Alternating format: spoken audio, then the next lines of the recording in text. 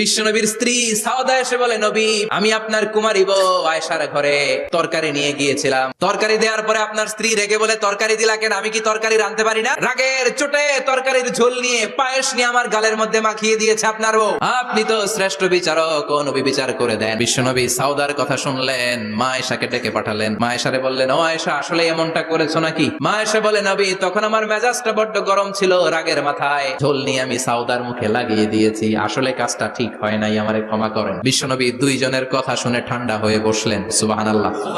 দুইজনের কথা শুনে বিশ্বনবী বললেন, আমার আদালতের রায় হচ্ছে কিসাস। সাউদাকে যেমনি তুমি পায়েস মাখিয়ে দিয়েছ, সাউদাও পায়েসের বাটি থেকে কিছু পায়েস নিয়ে আয়েশার গালে মাখো। সুবহানাল্লাহ পড়েন।